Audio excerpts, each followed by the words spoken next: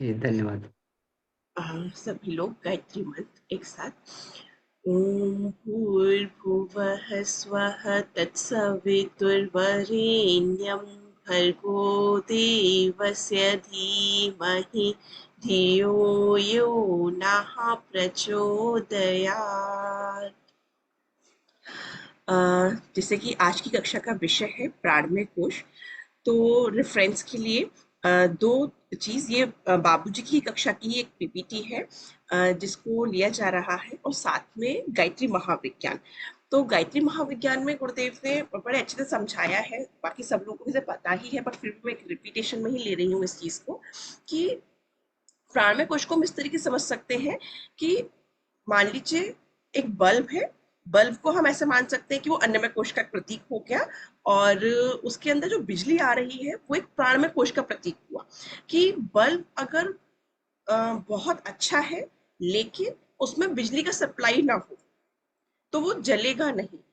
या फिर बिजली की सप्लाई बहुत अच्छी हो रही हो पर अगर अन्नमय कोश जिसे हम बल्ब कह रहे हैं, अगर वो अच्छे से ना बना हुआ हो तब भी जलने में प्रॉब्लम आएगी। तो इसी तरीके से हर कोश का एक जब पढ़ो तो बहुत अच्छे से समझ में आया कि क्यों इतनी अलग एक इम्पोर्टेंस होती है हर एक चीज की। तो वही है कि प्राणमय कोश इज अ बिजली की सप्लाई। तो इसे गुरुदेव के ही शब्दों में मैं यहाँ पे लेना चाहूंगी। अम,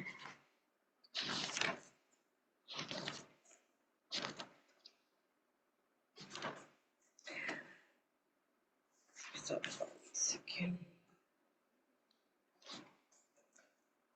हाँ, गुरुदेव की शब्द मैं यहाँ पे लेना चाहूंगी कि प्राण शक्ति सामर्थ्य का प्रतीक है। जिस व्यक्तियों में स्वल्प प्राण है उन्हें जीवित मृतक ही कहा जाता है। शरीर से हाथी के समान स्थूल होने पर भी उसे पराधीन पर मुखापेक्षी ही रहना पड़ता है। वह अपनी कठिनाइयों का दोष दूसरों पर थोप कर किसी प्रकार मन का संतोष तो देता है। उज्जवल भविष्य की आशा के लिए वह व्यक्ति अपनी सामर्थ्य पर विश्वास नहीं कर पाते जिनका प्राणमय कोश या प्राण बहुत स्वल्प होता है।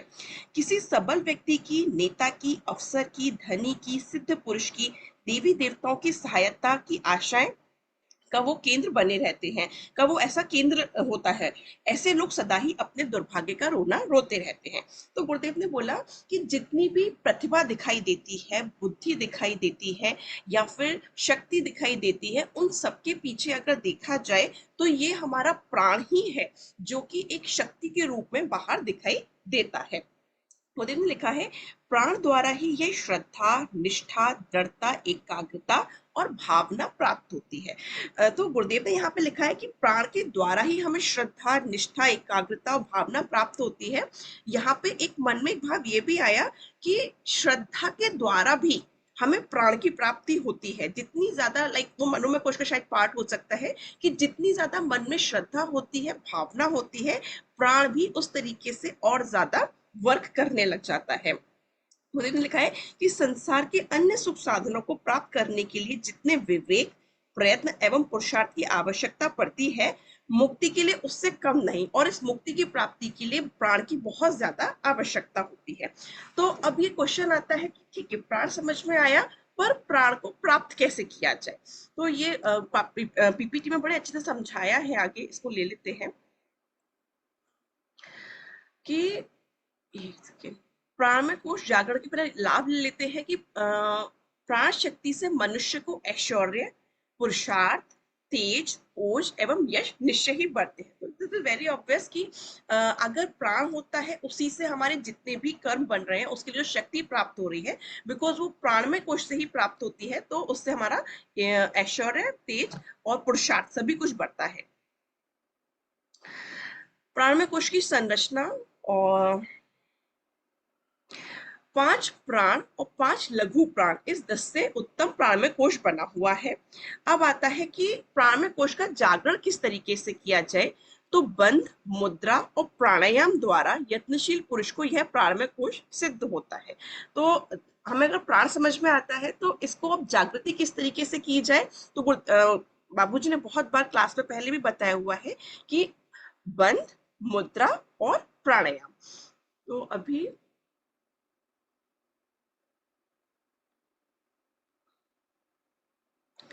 बंद मुद्रा प्राणायाम को भी समझने से पहले हम एक बार ये भी समझ लेते हैं कि हमारे शरीर में जो है वो 5 प्राण और 5 लघु प्राण से मिलकर बना हुआ है। तो 5 महाप्राण और 5 लघु प्राण। तो गुरुदेव ने बताया कि हमारा जो शरीर होता है, शरीर में अलग-अलग जगह पे जो प्राण हैं, वो अलग-अलग तरीके से हैं और वो भी 10 हैं। 10 में से भी 5 महाप्राण हैं और 5 लघु प्राण हैं। तो गुरुदेव ने बोला कि बेटा ये जो प्राण जो होता है वो एक फनल के जैसे होता है, भ्रमर के जैसी होती हैं चीजें।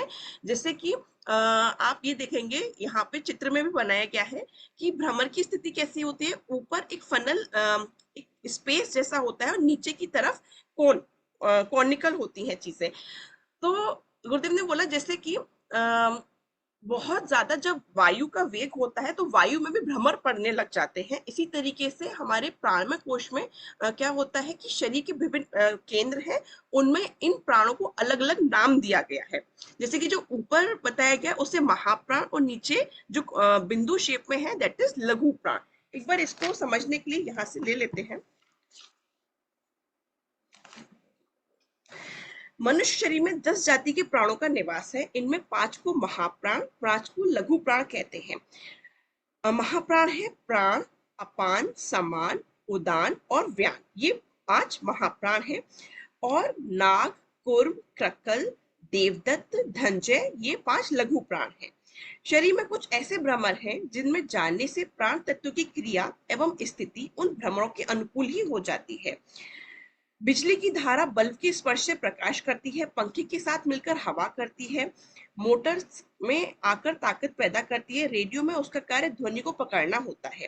प्राण तत्व एक प्रकार की विद्युत शक्ति के समान है। बहते हुए पानी में जैसे भ्रमर के गड्ढे पड़ते हैं, वैसे ही सूक्ष्म शरीर में कुछ ऐसे भ्रमर हैं जिनके साथ प्राण का सम्मिश्रण होने से एक विशेष क्रिया होती है। 5 महाप्राणों को ओजस और 5 लघु प्राणों को रेतस कहते हैं। दोनों प्राण एक दूसरे के सहायक एवं पूरक हैं। तो जो 5 महाप्राण बताए हैं और जो 5 लघु प्राण बताए हैं, उनको एक दूसरे के पूरक, जैसे कि 5 महाप्राणों में पहला व्यान, व्यान के साथ धनंजय, तो ये एक दूसरे के कॉम्प्लीमेंट्री प्राण है। फिर उदान, ये कंठ में बताया है उसका निवास स्थान, और देवदत्त हृदय में प्राण और नाग, नाभि स्थान में समान और क्रकल और अपान और कुर्म। इस तरीके से ये प्राण को 5 महाप्राण 5 लघु प्राण बताया है। तो अ, नाम की दृष्टि से अलग अलग चीजें बताई गई हैं और शायद ये इसलिए भी बताई गई हैं जिससे कि जब ध्यान किया जाए और शरीर में जिस चीज की विकृति दिखाई दे, उस टाइम पर उन्हीं प्राणों पर ध्यान करके उन चीजों को ठीक किया जा सके। जैसे कि अगर पता हो कि बिजली के तार में फॉल्ट कहाँ पर है, लाइक सप्लाई तो हो रही है, लेकिन अगर हमें ये पता करना हो कि भाई फॉल्ट इस जगह पे है, तो इसी चीज पे ध्यान करके उस चीज को ठीक कर दिया जाए। तो इसीलिए मुझे समझ में आया कि भाई बॉडी तो एक जैसी नजर आती है, प्राण का जब हम ध्यान कर रहे हैं, प्राणाकर्षण प्राणायाम कर रहे हैं, तब भी हम पूरे ही शरीर पर ध्यान कर रहे हैं, तो फिर जरूरत क्या हुई कि प्राणों को अलग अलग नाम दिया जाए।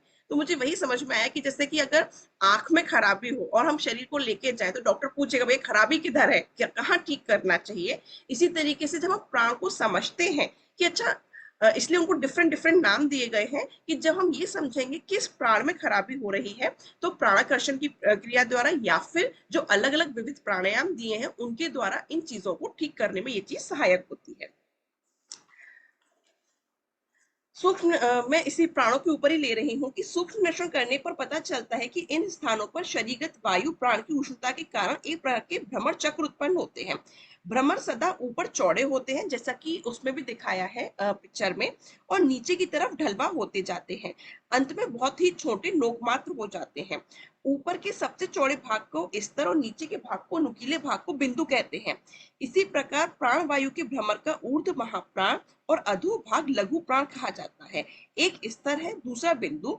वस्तुतः दोनों ही एक महातत्व के विभाग मात्र है। मतलब वही है कि एक महातत्व है, उसके जस्ट विभाग मात्र ही हैं जिनको अलग अलग नाम दिया गया है, एक महाप्राण और दूसरा लघु प्राण। तो गुरुदेव ने बोला कि बेटा जब हम लोग प्राणायाम करते हैं तो उससे क्या होता है कि अपने शरीर में सोलर प्लेक्सस है, उसको जागरण किया जाता है, जिससे क्या होता है कि पूरे ही शरीर में प्राण की गति होती है। तो अभी हम इसमें उपयोगी प्राणायाम ले लेंगे, दूसरा फिर मीना दीदी आएंगी, उसको वो क्रिया करके दिखाएंगी। इसमें गुरुदेव ने बताया कि जो सबसे ज्यादा उपयोगी प्राणायाम है, नाड़ी शोधन प्राणायाम, प्राणाकर्षण प्राणायाम, सोहम प्राणायाम और सब कुछ विशेष प्राणायाम भी लिए जा सकते हैं अकॉर्डिंग टू डिसीजेस। तो नाड़ी शोधन प्राणायाम अभी आगे जब क्रिया होगा उसमें बता दिया जाएगा। प्राणाकर्षण प्राणायाम मेरे को बड़ा अच्छा लगा था, इसको मेरा लेने का मन है। इसमें गुरुदेव ने बताया है कि प्रातःकाल नित्य कर्म से निवृत्त होकर साधना के लिए किसी शांतिदायक स्थान पर आसन बिछाकर बैठिए और दोनों हाथों को घुटनों पर रखिए। मेरुदंड सीधा रहे और नेत्र बंद कर लीजिए। फेफड़ों में भरी हुई सारी हवा बाहर निकाल दीजिए। अब धीरे धीरे नासिका द्वारा सांस लेना आरंभ कीजिए। जितनी अधिक मात्रा में भर सके फेफड़ों में हवा भर लीजिए। अब कुछ देर उसे भीतर ही रोके रहिए। इसके पश्चात सांस को धीरे धीरे नासिका द्वारा बाहर निकालना आरंभ कीजिए। हवा को जितना अधिक खाली कर सके कीजिए। अब कुछ देर सांस को बाहर ही रोके रहिए, अर्थात बिना सांस के रहिए। इसके बाद पूर्ववत वायु को सांस खींचना आरंभ कीजिए। यह एक प्राणायाम हुआ। तो बेसिकली इसमें गुरुदेव ने यही कहा कि आराम से सांस लेना है और प्राण को हमें खींचने की कोशिश करनी चाहिए, जिस तरीके से कि एक पंप होती है जो साइकिल में हवा भरती है, तो वो क्या करती है, हवा लेती है, अंदर भरती है, पर उसको फिर बाहर नहीं निकालती। इसी तरीके से हम प्राण को खींचने की कोशिश करते हैं प्राणाकर्षण की क्रिया में या फिर किसी दूसरे प्राणायाम में भी, कि हमने प्राण अंदर लिया, उसको धारण करने की कोशिश की प्राण को, और फिर उसके बाद धीरे धीरे जब वो बाहर जाता है तो उसमें पूरक, रेचक और कुंभक सारी क्रिया होती है। उसमें यही ध्यान किया जाता है कि जब हम बाहर से प्राण ले रहे हैं तो शक्ति अपने अंदर आ रही है, और जब हम बाहर छोड़ रहे हैं तो सारे रोग शोक बीमारियां हमसे दूर जा रही हैं। नाड़ी शोधन प्राणायाम को इसमें बताया है कि 72,000 नाड़ियों का जाल पूरे शरीर में कुंडली में फैला हुआ है। 72 नाड़ियां मुख्य हैं, इनमें से भी प्रमुख 10 नाड़ियां कही गई हैं। ईड़ा, पिंगला, सुषुम्ना, गांधारी, हस्तजिह्वा, पूषा, यशस्विनी, अम्बुसा, कुहू और शंखनी। नाड़ियों के इस महाचक्र का ज्ञान योगियों को होना चाहिए।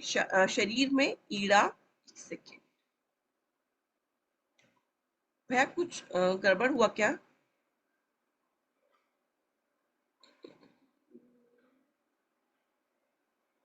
नहीं दीदी, गड़बड़ नहीं हुआ जी, बताएं। एक सेकेंड भैया, मेरे को पीपीटी नहीं, दाहिनी ओर स्थित है।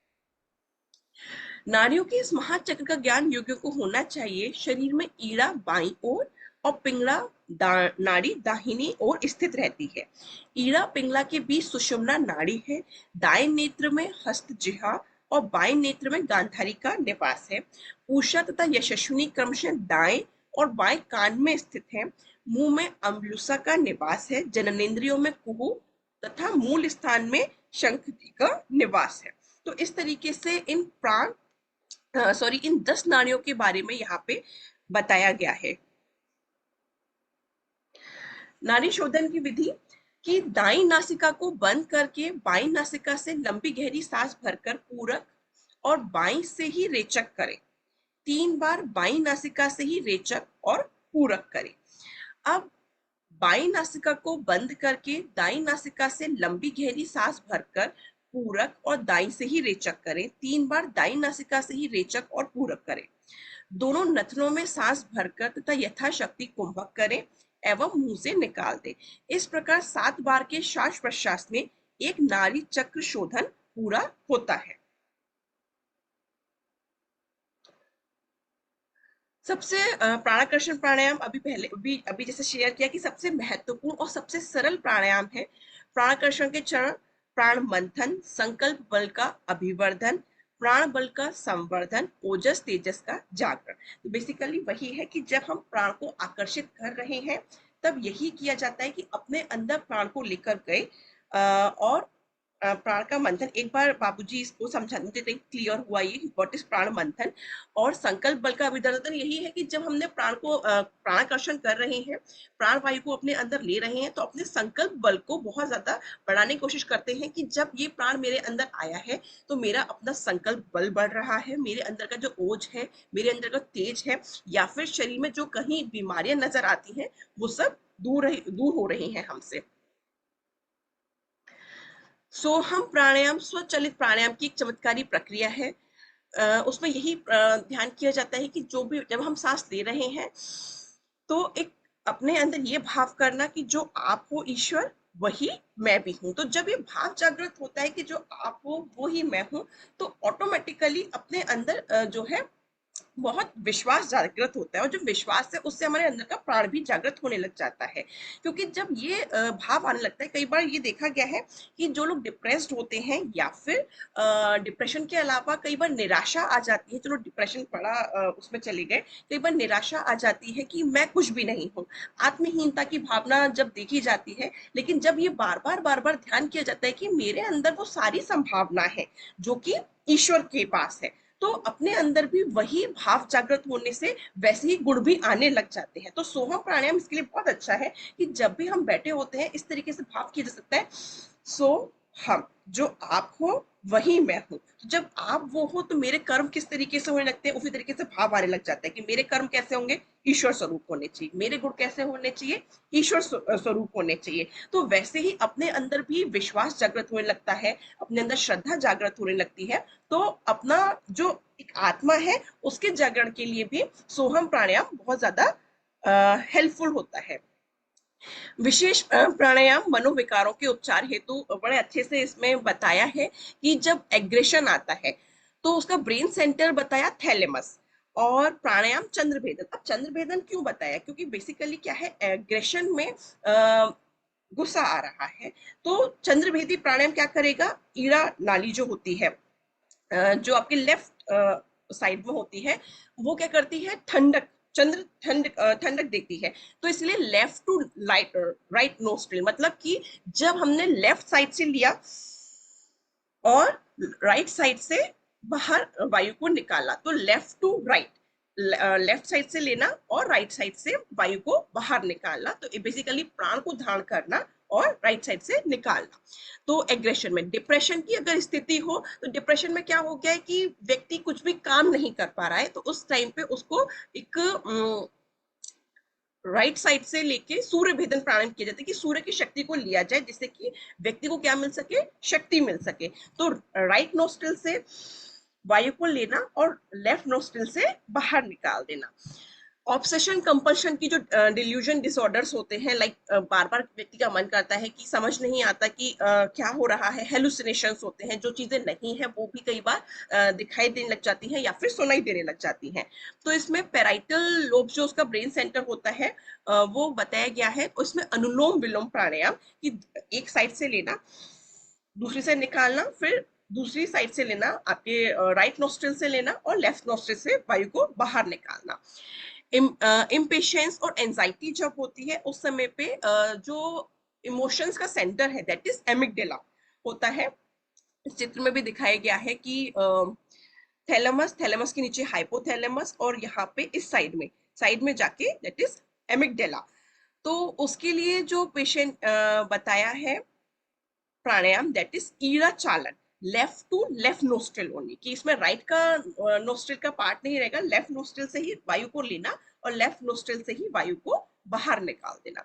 अगर डिस्ट्रप्टिव थिंकिंग का पैटर्न है, मतलब बहुत ही डिस्ट्रप्टिव है चीजें, तो उस टाइम में पीड़ा चालन, डिस्ट्रप्टिव का मतलब होता है कि समझ नहीं आ रही हैं चीजें और बहुत ही वेग सी हैं, उस टाइम पे राइट नोस्ट्रिल से ही लेना और राइट नोस्ट्रिल से ही वायु को बाहर निकाला।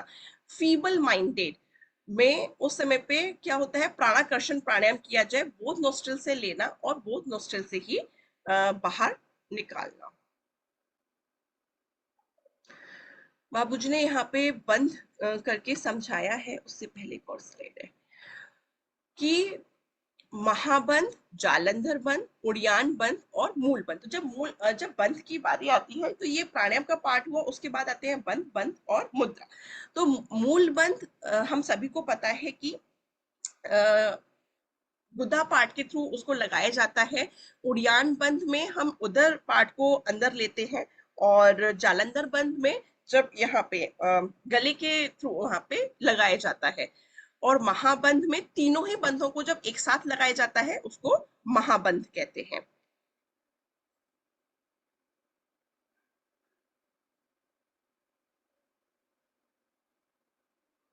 बाबूजी ने यहाँ पे तीनों ही बंध को एक साथ करके बताया हुआ है।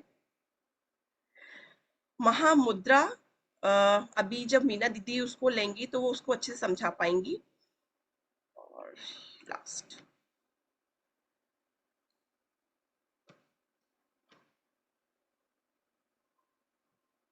प्रश्नोत्तरी। तो प्रश्नोत्तरी का पार्ट हम लास्ट में ही ले लेंगे बाबूजी के साथ में। तो मुझे लगता है कि बहुत अच्छे से मुझे लग रहा है नहीं समझ में आ पाया है। कोई भी अगर क्वेश्चन होता है, सब हो भी सकता है, तो आप बाबूजी के साथ आज ले लेते हैं उसको। तो भैया दीदी को ले लें क्या, मीना दीदी को आगे क्रिया के बताने के लिए किस तरीके से होगा? जी जी दीदी, धन्यवाद दीदी।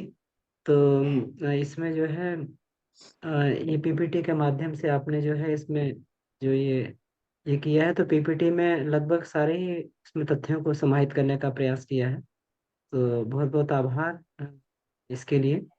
तो मीना दीदी से मेरा निवेदन है, दीदी आप कृपया। जी।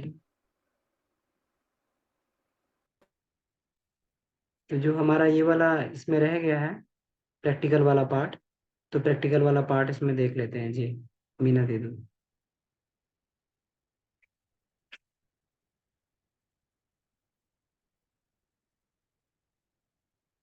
तो जी, हमारे पास समय भी है दीदी अभी।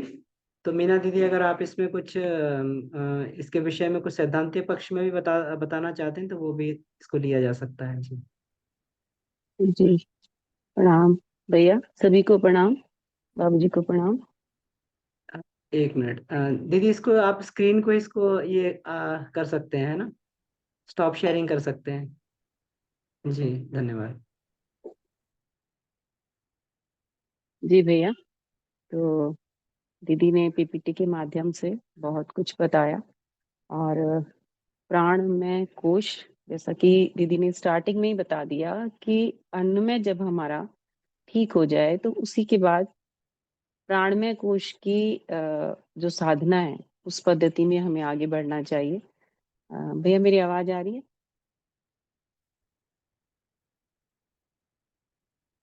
जी दीदी, स्पष्ट आ रही है। जी भैया, तो प्राण यही वो शक्ति है, यानी जीवनी शक्ति, जिसके कारण हर चीज का अस्तित्व है। और हमारे लिए प्राण की कितनी आवश्यकता है, इसमें अभी हम स्वाध्याय कर रहे थे, युग दृष्टा का जीवन दर्शन, और एक उपनिषद में भी इसकी चर्चा आई है कि जो देवता थे, सुर थे, उनकी जो शक्तियां थी, जो हमारी इंद्रियों की शक्तियां हैं, यानी कि हमारी दृष्टि, तो उसको असुरों ने भेद दिया, तो हमारी दृष्टि दोष हो गया। इसी प्रकार से हमारी जो श्रवण शक्ति थी उसको भी भेद कर उन्होंने उसमें अपना, यानी देवताओं की शक्ति को क्षीण किया। इसी प्रकार जो वाणी की शक्ति थी और घ्राण शक्ति थी, तो उन शक्तियों को उन्होंने कम किया। लेकिन जो ये प्राण की शक्ति है, इसको नहीं वो भेद नहीं पाए, बींध नहीं पाए, इसको कम नहीं कर पाए। तो ये जो प्राण की शक्ति है, ये मानव के पास उस रूप में है कि एक मानव के पास ये प्राण शक्ति से वो कुछ भी करने की सामर्थ्य प्राप्त कर सकता है, यानी अपने भीतर ईश्वरीय दिव्य गुणों को अ, अ, ला सकता है और इस संसार में मानव से महामानव की श्रेणी में जा सकता है। तो जो प्राण हमारे लिए कितने आवश्यक है, मतलब एक सामान्य मनुष्य का जो जीवन है वो तो उसके सामान्य अ, जैसा उसको जीवनी उसके अंदर है उसी के अनुसार वो अपना जीवन यापन कर रहा है। लेकिन कुछ विशेष करने के लिए या मानवीय गरिमा के अनुकूल स्वयं की जो हमारी सामर्थ्य है, जो संभावनाएं हैं, जो शक्तियां हैं, उनको बढ़ाने के लिए हमारा जो प्राण तत्व है उसको हम कितनी भी मात्रा में अपने भीतर पैदा भी कर सकते हैं, स्टोर भी कर सकते हैं, और उससे हम बड़े बड़े काम कर सकते हैं। यानी मानव से मानव बनने की जो हमारी जीवन की यात्रा है, क्योंकि ये मानव जीवन का उद्देश्य ही यही है कि आप मानव से स्वयं को महामानव में कन्वर्टेड कर पाए, और हमारी ये यात्रा तभी पूरी भी होगी भैया 1 सेकेंड रुको।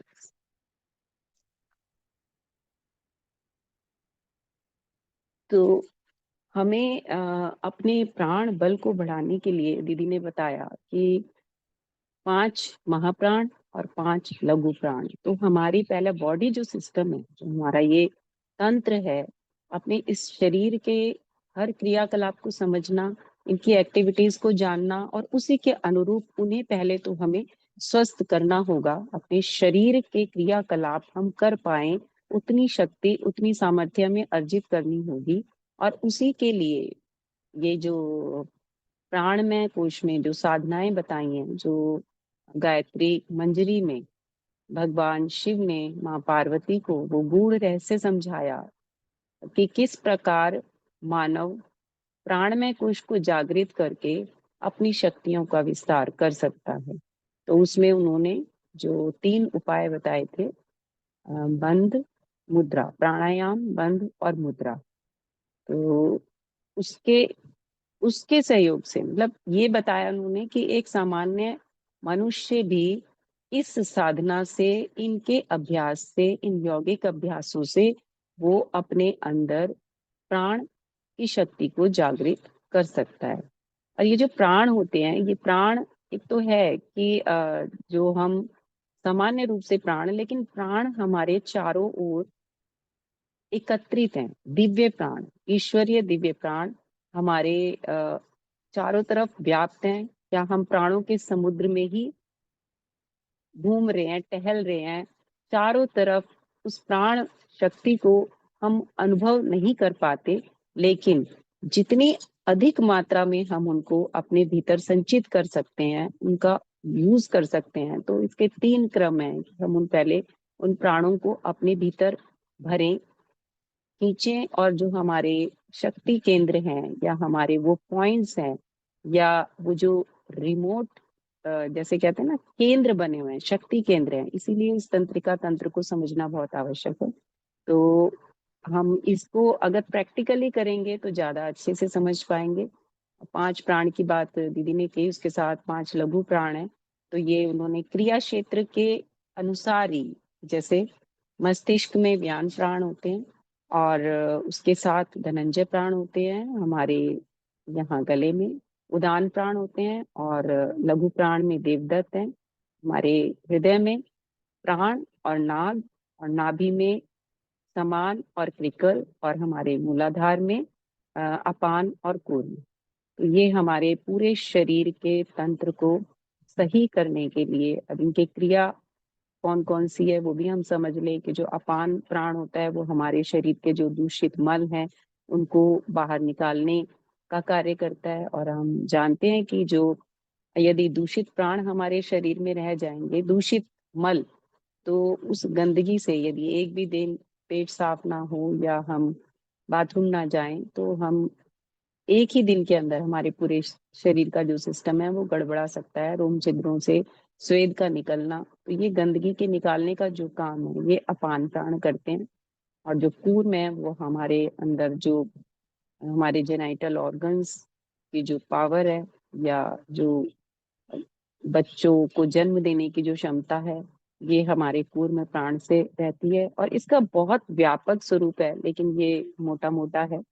और जो समान प्राण है वो हमारे पाचन को सही रखता है, और हमारे जो नाभि क्षेत्र से जुड़े जितने भी पूरे शरीर में, उसको समान रूप से उस वायु प्राणों को फैलाना और शरीर को संचालित करना, हर जगह उस ऊर्जा को पहुंचाना, ये समान प्राण का काम होता है। और इसके बाद जो प्राण और नाग हैं, प्राण तो हमारे हृदय की गति को संतुलित रखना, हमारे रुधिर वाहिकाओं में प्राणों का आना जाना, आवागमन। और उदान प्राण हमारे पूरे शरीर को खड़ा रखना। जब भी हम बीमार होते हैं तो हमारा उदान प्राण कमजोर हो जाता है, हमारे शरीर की क्षमता कम हो जाती है। जो शारीरिक अक्षमता हम अनुभव करते हैं वो उदान प्राण ही हम उसमें माने, क्योंकि वो हमारे शरीर के जो 16 मर्म बिंदु हैं उनको व्यवस्थित रखता है।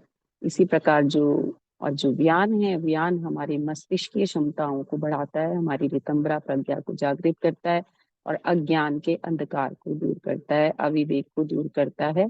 तो इस प्रकार हम समझ सकते हैं। तो मुझे लगता है कि हम प्रैक्टिकल करें, थोड़ा समझें चीजों को, बंध क्या होता है और प्राणायाम से हम किस प्रकार। प्राणायाम में हमें दीदी ने पहले ही बताया कि जो भावना है वो बहुत ज्यादा महत्व रखती है। इस विश्वास के साथ जब हम प्राणायाम की क्रिया को करते हैं कि मैं प्राणों को अपने भीतर खींच रहा हूँ, वो जीवनी शक्ति मेरे चारों ओर व्याप्त है, ईश्वरीय दिव्य प्राण या विश्व व्यापी प्राण मेरे चारों ओर हैं, पर्याप्त मात्रा में हैं, और उन्हें इसको जब प्रैक्टिस करते करते उसे साकार रूप में भी देखने का प्रयास करना चाहिए। और हम इसको देख भी सकते हैं, यदि हम प्राणों को देखना चाहते हैं तो जब हम अपनी दृष्टि को स्थिर करें, आप आकाश की ओर देखेंगे तो कुछ चमकीले कण आपको दिखाई देते हैं, बिल्कुल छोटे छोटे चमकीले कण जैसे गिर रहे हो। तो अगर आप अपनी दृष्टि टिकाएं तो आप अनुभव करेंगे, और वो इतने सूक्ष्म होते हैं कि उनके लिए कोई बाधा नहीं होती, वो हर जगह पहुंच सकते हैं। और उन्हें हम जो बंध के माध्यम से हम उन्हें स्टोर करते हैं, यानी एक तो होता है कि प्राण आए चले गए, आते जाते रह रहे हैं, लेकिन एक होता है उन्हें अपने शरीर में, अपने शक्ति केंद्रों में संचित करना, ताकि हम उसे आवश्यकता पड़ने पर अपने अनुरूप उसका यूज कर सकें। तो ये भावना प्रबल होनी चाहिए, हमारी संकल्प शक्ति मजबूत होनी चाहिए, तभी प्राणायाम का हम पूर्ण लाभ ले सकते हैं। तो पहले अ, आसनों से अपने शरीर को शुद्ध कर लें, इस अवस्था में बैठने की हमारी अवस्था बन जाए, और हमारा जो ध्यान है इतना तो एकाग्र हो ही सके कि अपनी भावना हमारी पुष्ट रहे, तो हम इस क्रिया को कर सकते हैं। तो गुरुदेव ने जो अपने गायत्री महाविज्ञान में जो दिया, उसको वाङ्मय 13 में पंचकोशीय साधना के रूप में जो साधना पक्ष, उच्च स्तरीय साधनाओं के लिए जो भी 19 क्रिया योग बताए, तो प्राणमय कोश में बंध मुद्रा प्राणायाम, ये 3 हैं। इनका यदि हम नियमित अभ्यास करें, निरंतर अभ्यास करें, तो कोई कारण नहीं बनता कि हम अपने शरीर में उस प्राण विद्युत को जागृत कर पाए और अपने मैग्नेटिज्म को बढ़ा ना पाए। तो इसमें प्राणायाम में जो मुख्य रूप से दिए हैं, तो धीरे धीरे हम नाड़ी शोधन से इस क्रिया को करते हैं, क्योंकि अपने जो भी दीदी ने 10 नाड़ियां बताई मुख्य रूप से, तो उसमें ईड़ा, पिंगला और सुषुम्ना 3 नाड़ियां होती हैं हमारी। जो ईड़ा है वो हमारे बाएं पक्ष को व्यवस्थित रखना, और पिंगला दाहिने में, और सुषुम्ना हमारी इन दोनों को मिलाकर एक समत्व की स्थिति में रहना, इसको बताती है। तो जब हम ईड़ा से जुड़ी नस नाड़ियां हमारी क्लीन हो जाती हैं, तो ये कोल्ड और वार्म एनर्जी, ये दोनों हमारी शुद्ध हो जाए, तो हमारा जो मानसिक स्थिति होती है वो समत्व के भाव में रहती है। तो हमारा जो विचलन की स्थिति आती है, जो मानसिक उद्वेग होते हैं, वो शांत हो जाते हैं। और यही हमारे लिए परम आवश्यक है, क्योंकि मनुष्य की जो भी गलतियां होती हैं या जो भी उसके उससे गलत काम होते हैं, वो इसीलिए होते हैं कि उसकी जो मानसिक स्थिति है वो समत्व स्थिति में नहीं रहती। या तो भय और डर, या बहुत आक्रोश, क्रोध, ये दोनों ही भावनाएं यदि बढ़ती या घटती हैं, तो दोनों ही स्थिति में हम सही तरह से सोच नहीं पाते और सही तरीके से अपने क्रियाकलाप को नहीं कर पाते। तो हम यहीं से शुरुआत करेंगे। तो हम सबसे पहले ईड़ा और किसी भी, जब हम आसन में बैठ सकते हैं, यदि पद्मासन लगा सकते हैं तो पद्मासन में बैठे, नहीं तो सामान्य स्थिति में बैठकर हम इस क्रिया को करेंगे। तो हमें बाबूजी ने उस पर इतना अधिक अभ्यास किया और हमारे लिए बहुत ही सूत्र रूप में हमारे सामने ये पैकेज दिया है। तो यदि अब हमने उन्हीं पर ज्यादा अभ्यास किया है तो उसी पर हम बात कर लेते हैं। तो ईड़ा नाड़ी, सबसे पहले हम अपने ईड़ा चालन करें। तो प्रारंभ में हम इसको सिंपल, अपने दोनों जो उंगलियां हैं इन्हें हम अंगूठे के मूल में लगा लें, और ये स्थिति बनाकर अपने अंगूठे को दाई नासिका पर इसको दबाएं, और जो बाई नासिका है उससे हम धीरे धीरे श्वास को खींचेंगे, प्राण वायु को खींचेंगे इस भावना के साथ कि जो दिव्य प्राण है, वो चैतन्य ऊर्जा भी आप इसको कह सकते हैं, कि और अपनी नाभि तक लेकर जाएंगे और नाभि में चंद्रमा का ध्यान करेंगे और चंद्रमा की शीतलता या उसके औषधीय गुण हमारे पूरे बॉडी पार्ट्स में, हर अंग अवयव में, मतलब पीड़ा नाड़ी से जुड़े सभी नस नाड़ियों में प्रवाहित हो रहे हैं, या हम कह सकते हैं कि जो कोल्ड एनर्जी है वो हमारे भीतर बढ़ रही है। इस प्रकार की भावना करते हुए हम पहले दिव्य प्राणों को लेते हैं, भरते हैं, अपनी शक्ति केंद्रों में स्थापित करते हैं और ये भावना करते हुए कि जो भी दूषित प्राण थे, दूषित वायु थी, या हमारे अंग अवयव में जो भी कहीं पर कोई विकृतियां विकार थे, वो सब बाहर निकल गए।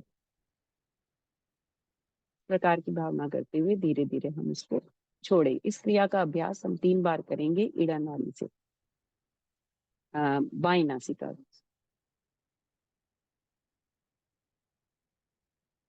लंबी गहरी सांस नाभि तक लेकर गए, चंद्रमा का ध्यान, चंद्रमा के औषधीय दिव्य गुण पूरे शरीर में फैलते हुए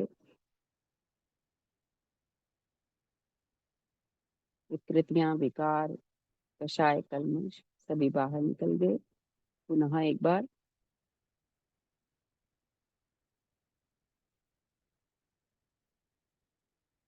सामान्य रूप से सांस अपने भरेंगे, छोड़ेंगे, कोई शांति पूर्वक, लेकिन पूरा जो फोकस रहेगा वो हमें जो प्राण वायु भर रहे हैं और छोड़ रहे हैं उस पर ध्यान रहेगा हमारा। इसी क्रिया को हम दाहिनी नासिका से करेंगे। इस बार हम पिंगला नाड़ी को शुद्ध करेंगे। अब हम नाभि क्षेत्र में सूर्य का ध्यान करेंगे और सूर्य के ओज तेज बल पराक्रम पुरुषार्थ को खींचा और अपने अंदर जो भी भय निराशा के भाव थे उसको बाहर निकाला। पुनः उसको भरा, खींचा, नाभि क्षेत्र में सूर्य का ध्यान पूरा बाहर निकाला। 3 बार इस क्रिया को करेंगे और तीसरी बार में हम सुषुम्ना में अपने प्राणों को स्थित करेंगे। सुषुम्ना जिसमें हमारे तीनों ग्रंथियां या सभी चक्र हैं, उस नाड़ी के अंतर्गत तो दिव्य प्राणों को, ईश्वरीय ब्रह्मांडीय ऊर्जा को खींचते हुए, ऐसा भाव करते हुए, और जो छोड़ेंगे तो मुंह से छोड़ेंगे हम, इस प्रकार कि सामने की ओर ना छोड़ें, अपनी ही तरफ अपने मुंह को इस अवस्था में रखें। इस क्रिया को हम 3 बार कर सकते हैं, 5 बार कर सकते हैं, या कभी भी बैठकर कर सकते हैं, आरामदायक स्थिति में कर सकते हैं। और इसके बाद जो हमें और इसकी मैच्योर जो स्थिति बताई है वो भस्त्रिका के साथ इस प्राणायाम को हम कर सकते हैं। जो आरंभ में करें तो इस प्रकार करें, और फास्ट करने के लिए, क्योंकि बाबूजी ने जो प्रैक्टिकल्स किए उन्होंने उसमें बताया कि हम एक क्रिया को अलग अलग करें, अलग अलग समय पर करें, तो उसको बचाने के लिए हम किस प्रकार शॉर्ट में और उसका 200-300 गुना लाभ हम ले सकते हैं, जिससे हमारे समय की बचत भी हो। तो इस प्रकार भस्त्रिका के माध्यम से बाबूजी ने इसको बताया है कि हम इसको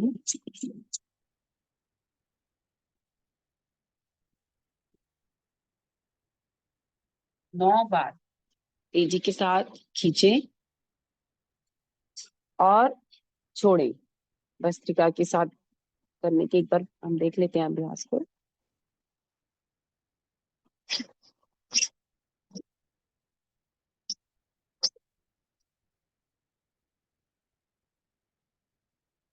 पूरा बाहर निकाल दें, और भावना वही है कि हमारी जो ईड़ा नाड़ी है उससे जुड़ी सब नाड़ियां स्वच्छ हो रही हैं, क्लीन हो रही हैं। उसके बाद लंबा गहरा सांस खींचेंगे, चंद्रमा का ध्यान करेंगे, और उसी प्रकार पहली वाली भावना के साथ ही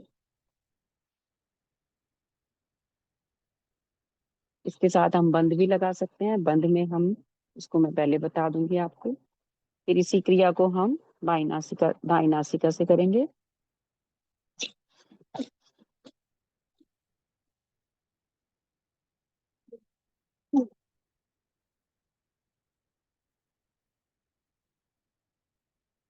वे प्राणों को खींचेंगे,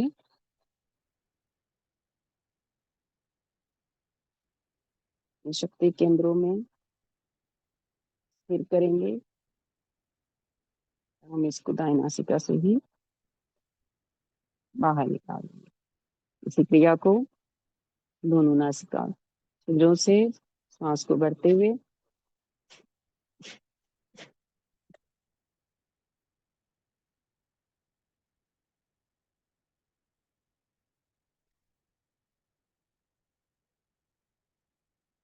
पूरा खाली करेंगे। प्राणों को भरा और शक्ति केंद्रों में स्थापित किया, और सुषुम्ना के चालन की भावना के साथ प्राणों का ऊर्ध्वगमन हो रहा है, तीनों ग्रंथियों का भेदन हो रहा है। तो मुंह से श्वास बाहर निकालेंगे। अब हम बंध को भी समझ लेते हैं कि बंध, हमारे 3 बंध होते हैं। मूलाधार, मूला मूलाधार सॉरी जालंधर बंध जो गले में है हमारे, और उद्यान बंध जो हम नाभि से करते हैं, और मूल बंध। मूल बंध हमारे जेनाइटल ऑर्गन्स के बीच में, हमारी जो प्राण शक्ति है, जो प्राण ऊर्जा है, वो वहीं रहती है। वहीं से हम प्राणों को रोकते हैं, क्योंकि जो संसार में हमारा जो प्रवाह है वो नीचे की ओर जाता है या संसार में प्रवाहित होता रहता है। और हमारे जो सारे जेनाइटल ऑर्गन्स हैं उनमें वो जो उसकी पावर को बढ़ाने के लिए, अपनी उस ऊर्जा को संग्रहित करने के लिए हम मूल बंध लगाते हैं। तो उसमें हमें क्या करना होता है कि हम अपने जेनाइटल ऑर्गन्स, अपने गुदा मार्ग को 3 तरह से इसको किया जाता है। एक अश्विनी मुद्रा होती है, एक वज्रौली मुद्रा होती है, और तीसरा जो मूल बंध है। तो हम गुदा मार्ग को सिकोड़ते हैं ऊपर की ओर। इस प्रकार सोचें कि हम वहां से सांस ले रहे हैं, और सांस लेने के बाद हम उसको रोकें। पूरी प्रयास आप कर सकते हैं, वैसे सभी को आता भी है, सभी साधक हैं। उसको रोका जाता है और ऊपर की ओर उसको खिंचाव दिया जाता है।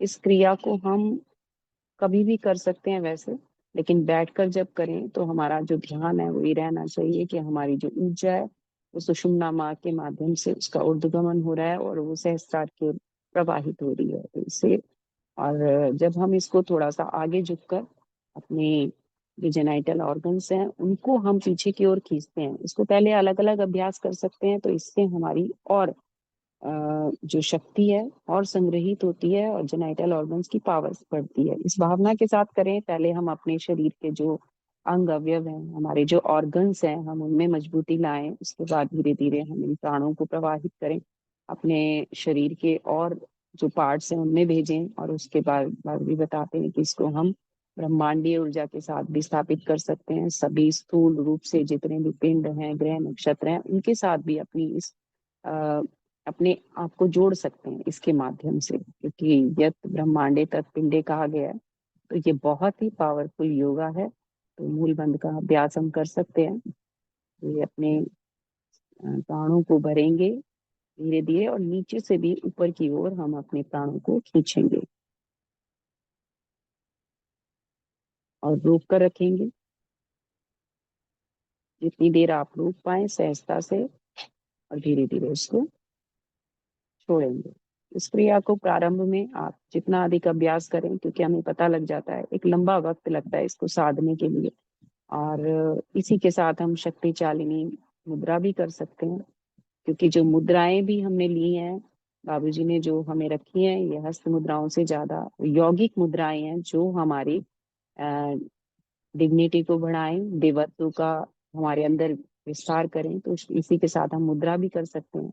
तो वो मुद्राएं, वो भी हमने कंबाइंड रूप में ली हैं। तो हम उस मुद्रा के साथ शक्ति चालिनी में जब हम गुदा मार्ग को सिकोड़ लेते हैं, उसके बाद उसको एक आकुंचन प्रकुंचन की क्रिया करते हैं कि उसको ऊपर की ओर खींचा जाए, छोड़ा जाए, खींचा जाए, छोड़ा जाए। जैसे चिमटे से हम किसी चीज को पकड़ते हैं, छोड़ते हैं, ये वाली क्रिया हम करें तो उससे क्या होता है कि जो हमारा प्राण का संचरण है वो तेजी से होने लगता है। उसके अंदर एक घर्षण होता है, तो वो हमारी ऊर्जा को तेजी के साथ ऊपर की ओर प्रवाहित करता है। और इस भावना के साथ जब हम इस क्रिया को करते हैं तो हमारे जो अंगों में जो हमारा प्राण नीचे की ओर जाकर हमें डाउनफॉल में ले जा रहा था, वो उसका ऊर्ध्वगमन होने लगता है और हमारी शक्ति एक स्थान पर एकत्रित होने लगती है। तो इस प्रकार हम मूल बंद लगा सकते हैं। उसके बाद हम अ, उद्यान बंद। तो उद्यान बंद हमें पता है कि उद्यान बंद पहले इसमें हमें सांस पूरी खाली करके यदि हम लगाएंगे तो ज्यादा अच्छा लगता है। तो पहले प्राण खींच के भरें और फिर पूरा नाभि तक लेके जाएंगे और पूरा खाली करें, पूरा खाली करके। और अपना जो पेट है हम इसको पूरा बैक में इतना खींच सकते हैं, खींचे, पूरा बैक में खिंचाव देंगे, बिल्कुल पीठ से लगाएं अपनी रीढ़ की हड्डी में और वहां से प्राणों को ऊर्ध्वगमन कराना है। धीरे धीरे इसको छोड़ देंगे। तो ये उद्यान बंद को तो बताया है कि ये हमारे मृत्यु पर विजय प्राप्त कराता है। हमारे जो पेट के जितने भी ऑर्गन्स हैं ये मजबूत होते हैं, हमारी आंतें मजबूत होती हैं, हमारा जो समान प्राण है वो जागृत होता है और इससे हमारा पाचन तंत्र और सूक्ष्म रूप से भी बाद में हम इसके बहुत लाभ ले पाते हैं। लेकिन प्रारंभ में हम अपने शरीर को, अपने ये जो हमारा तंत्र है इसको हम सही कर रहे हैं और यहाँ से ही हम फिर अपनी ऊर्जा को ऊर्ध्वगमन की ओर लेके जाते हैं। तो इन अभ्यासों को जरूर करें और बाद में साथ साथ भी करेंगे। पहले अलग अलग कर लेते हैं, एक बार फिर से करते हैं। और इसके बाद हम जलंधर बंद में हम सांस भरते हैं, प्राणों को खींचते हैं और अपनी ठुड्डी को यहाँ हम ये कंठकूप से लगाते हैं। भावना वही रहती है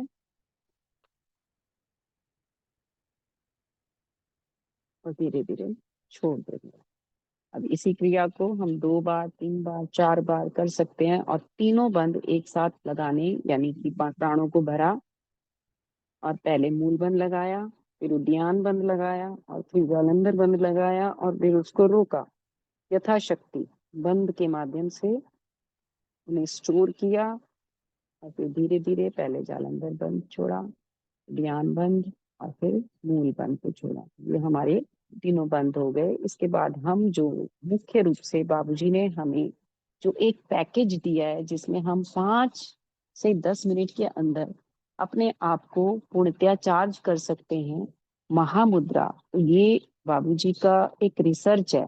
इसमें बाबूजी ने बताया था कि हमारे 72,000 नाड़ियां हैं, उनको थोड़ा थोड़ा अगर शुद्ध करते तो हमारे पास इतनी आयु ही नहीं है, छोटा सा जीवन है। तो बाबूजी ने इसमें ऑल इन वन किया है। इसमें महामुद्रा, महाभेद और महाबंध तीनों का यूज किया जाता है और इसके अभ्यास से हम अपने आप को बहुत शीघ्रता से अपनी 72,000 नाड़ियों को शुद्ध कर सकते हैं। और इसको जितना ज्यादा हम करेंगे तो बहुत जल्दी अपने प्राणमय कोश को हम जागृत कर सकते हैं और अपने जो आजकल शिकायत रहती है लोगों को कि समय की कमी है, उसकी पूर्ति की जा सकती है। तो हम महामुद्रा का अभ्यास कर लेते हैं एक बार। तो वैसे बहुत से साधक जानते हैं और हमारी अथर्व में 6 बजे से कक्षा होती है रोज। तो 6 से 7 की कक्षा ज्वाइन करके जो समझना चाहते हैं, जानना चाहते हैं, तो रेगुलर भी इसको कर सकते हैं ज्वाइन। और बाबूजी का ही एक हम सबके लिए उपहार है कि ऑनलाइन भी ये सब सुविधाएं हमें प्राप्त हो रही हैं, क्योंकि हमारे लिए बहुत आवश्यक है कि हम इसे किसी जो कुशल योग शिक्षक हैं उनकी देख रेख में करें। क्योंकि ये जो क्रियाएं हैं जो प्रैक्टिकल होते हैं इसमें बहुत छोटी छोटी चीजें होती हैं जो हमसे मिस्टेक होती हैं, 1 या 2 बार में ये क्रियाएं समझ में नहीं आती हैं। और जो हमारे योगाचार्य हैं वो हमें ये भी बताते हैं कि किस प्रकार हम इसे आसानी से कर पाए, क्योंकि इतनी आसान नहीं होता ये। पूरा आपका शरीर अन्न में जब सद जाएगा तभी आप इस क्रिया को भली प्रकार कर पाएंगे। तो इसमें हमने क्या करना होता है कि जो हमारा बायां पैर है उसे हमें अपने सीवनी क्षेत्र में लगाना और आराम से बैठ जाना। और अब इसके बाद हमें अपने जो दोनों हाथ हैं, एक अपने जो अंदर की वायु है उसे पूरा खाली करना होता है। तो एक पंपिंग की जो पोजीशन होती है, क्योंकि जो प्राण भरने की प्रक्रिया भी ऐसी है जैसे पंप किया जाता है, तो इसी प्रकार निकालने पहले भरना, भरकर तो उसको रोकना भी है बंधों के माध्यम से, और पहले हम खाली करेंगे। तो इससे हमारा पूरे शरीर में तीनों शरीर स्थूल सूक्ष्म और कारण शुद्ध हो जाएंगे। ओजस तेजस वर्चस की भी वृद्धि होगी। और इस भावना के साथ हम करेंगे। तो इसमें हमें क्या करना होता है, अपने पैर को हम, ये पैर हमारा सीधा रहना चाहिए, सीधा पैर पहले, और ये हमने तिगनी क्षेत्र में लगा दिया और आसानी से हम बैठ गए। जब इस तरह की फ्लेक्सिबिलिटी आ जाएगी उसके बाद अपने हाथों से हम इस पैर को जहां से भी पकड़ सकते हैं वहां से हम इसको पकड़ लेंगे, आगे पीछे, अगर उंगलियों तक पैर के अंगूठे पकड़ पाए, उंगलियां पकड़ पाए, नीचे जहां से भी आपको सहज लगे वहां से आप कर लें। तो जैसे कई लोगों को पकड़ने में दिक्कत, तो आप यहाँ से ही पकड़ें इसको, लेकिन कमर हम सीधी रखें, ये हमें देखना है। अपनी कमर को बिल्कुल सीधा रखें और पंपिंग करके इस प्रकार पूरा पेट, अच्छा जब पेट आगे आए तो हम इस प्रकार ध्यान रखें कि हमारा पेट हमारी जांग से टच करे, इस प्रकार। तो जांग और पेट, मतलब पेट को जांग से लगाने का प्रयास करना है हमें। तो हमारी क्रिया, हमारी कमर सीधी रहेगी इस प्रकार।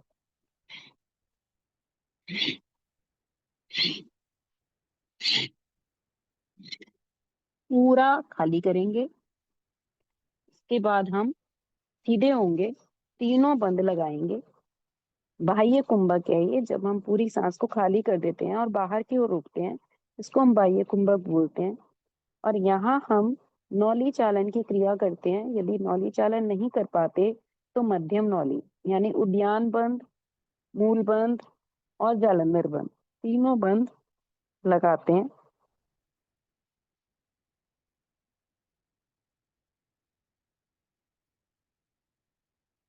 और ये भावना करते हैं, यदि हम नौली चालन कर रहे हैं, कि हमारी तीनों ग्रंथियों का भेदन हो रहा है।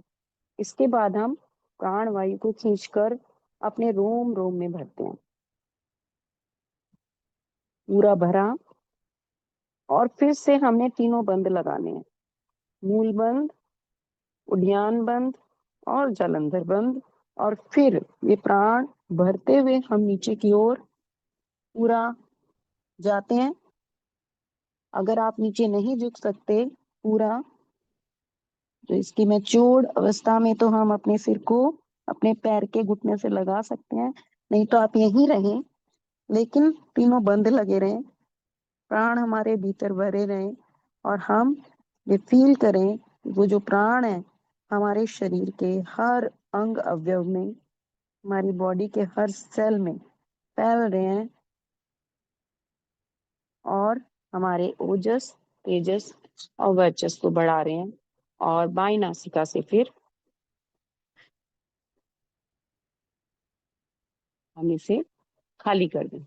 इस क्रिया को हम प्रारंभ में एक ही पैर से 2 बार 3 बार अभ्यास कर सकते हैं। और जब अभ्यास हो जाए तो एक ही बार पर्याप्त होगा, क्योंकि अन्न में सदने से आपका शरीर सही अवस्था में रहेगा और फिर नाड़ियां भी जल्दी जल्दी शुद्ध होने लगेंगी। बाबूजी जैसा कहते हैं कि ब्लोअर फिर एक ही बार चलाया तो काम चल जाएगा। इसी पैर, इसी क्रिया को दूसरे पैर से करते हैं। अब सीधे पैर को हमने सीवनी क्षेत्र में लगाया और अब हम बाएं पैर से इस क्रिया को करेंगे।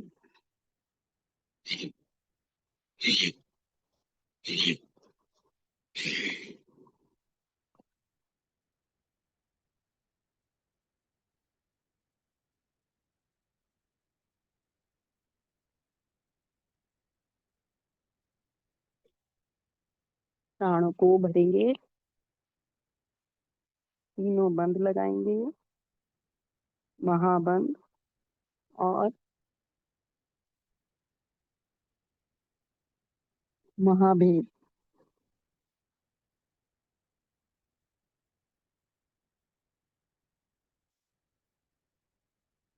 तीनों बंद लगाकर जो क्रिया होती है उसको महाभेद कहते हैं, तीनों ग्रंथियों का भेदन, जो नौली क्रिया के माध्यम से फिर हम दोनों पैरों को फैला के इसी क्रिया को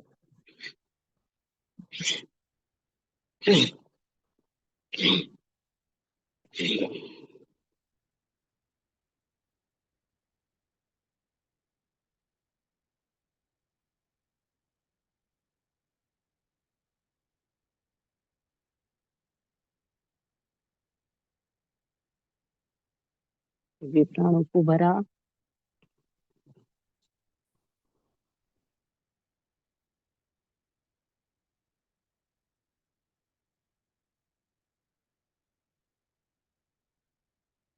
आप उस एनर्जी को फील करेंगे अच्छे से। तो ये रोज हम कराते भी हैं और ख्याल समय हो गया है। और इस प्राणाकर्षण जो प्राणायाम है वो साथ साथ चलता ही रहता है, जिसमें हम सिर्फ भावना करते हैं और सामान्य सांस के द्वारा हम ये अपनी भावना को प्रगाढ़ करने की कोशिश करते हैं। और उसको हम लेट कर बैठ कर कभी भी हम कर सकते हैं। और बाकी अगर और अधिक विस्तृत जानकारी जो पहले की बाबूजी की कक्षाएं हुई हैं प्राणमय कोश पर, और जो पहले हमारे और साधकों की, वरिष्ठ साधकों की कक्षाएं, आप उनसे लाभ ले सकते हैं। तो मुझे लगता है इतना काफी है। और कुंभक रेचक जो होता है, बाह्य कुंभक और अंतः कुंभक, और ये सब समझ आ गया होगा। जब हम पूरक होता है, सांस को लेकर भरकर हम क्रिया को करते हैं, और जब छोड़ देते हैं उसको रेचक कहते हैं, और जो अंदर हम जितनी देर स्थिर रखते हैं उसको कुंभक कहते हैं। और इसके साथ ही मुझे लगता है समय हो गया है। तो अमन भैया प्रणाम। बाबूजी प्रश्नोत्तरी ले लेंगे। जी बहुत बहुत आभार दीदी। प्रैक्टिकल आपने जो किया, प्रैक्टिकल के परिणाम भी बहुत आपने इसमें प्राप्त किए हैं। तो अ, बहुत बढ़िया आपने प्रैक्टिकल करके बताया। और जैसे दीदी ने बताया कि सुबह 6 बजे से प्रतिदिन 6 से 7 तक प्रतिदिन कक्षा होती है अथर्व के द्वारा ऑनलाइन में। तो ये जो है हम लोग इसको अटेंड कर सकते हैं, जिससे हम लोग और भी अधिक लाभ उठा पाए इसमें। तो जी दीदी, इसके लिए बहुत बहुत आभार आप। तो मेरा बाबूजी से निवेदन है कि अब प्रश्नोत्तरी का सेशन है, तो बाबूजी कृपया आए। जी प्रणाम जी उमन जी। बाबूजी प्रणाम। गया संडिल दी को प्रणाम, मीना दी को प्रणाम। बहुत शानदार। तो स्मृति में हम लोग सीधे आते हैं। प्राणमय कोश से जुड़ा हुआ कोई भी प्रश्न है तो हम लोग आपस में चर्चा कर सकते। जी बाबूजी, तो इसमें जो है मेरा निवेदन है कि हाँ जी, सुशील कुमार जी का हैंड रेज है।